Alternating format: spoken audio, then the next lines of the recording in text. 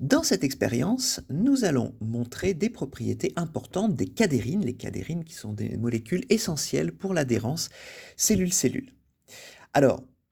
on a utilisé pour ces expériences des cellules épithéliales d'ovaires de hamster, des cellules CHO, et un groupe de cellules a été transfecté ici avec un vecteur d'expression qui permet l'expression de la N-cadérine associée avec un fluorophore rouge, et un autre groupe de cellules a été transfecté avec un vecteur permettant l'expression de la N-cadérine, mais cette fois-ci associée avec un fluorophore vert.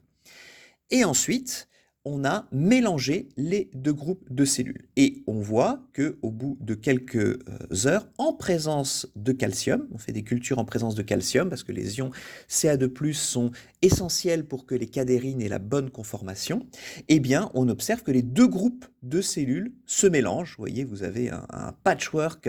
de cellules vertes et de cellules rouges qui sont complètement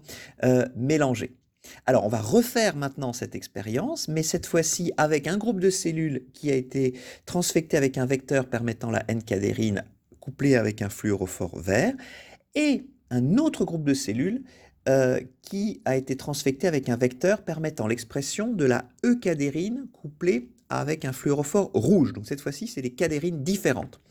Et dans ce cas-là, on observe qu'il n'y a pas mélange de cellules, c'est-à-dire que on a des agrégats avec des gros groupes de cellules rouges qui se mettent ensemble et des paquets de cellules vertes qui se mettent ensemble. Alors, il y a quand même, ça forme quand même un agrégat général, je dirais, donc il y a quand même un certain nombre d'interactions qui se font, mais on voit que préférentiellement, les cellules qui expriment la eucadérine s'associent avec d'autres cellules qui expriment la eucadérine, et des cellules qui expriment la N-cadérine s'associent préférentiellement avec d'autres cellules qui expriment la N-cadérine. Donc par conséquent, on a mis en évidence ici ce qu'on appelle une propriété des cadérines qu'on appelle l'interaction homophilique, c'est-à-dire que les cellules qui expriment le même type de cadérine vont avoir tendance à s'associer entre elles, contrairement à des cellules qui n'expriment pas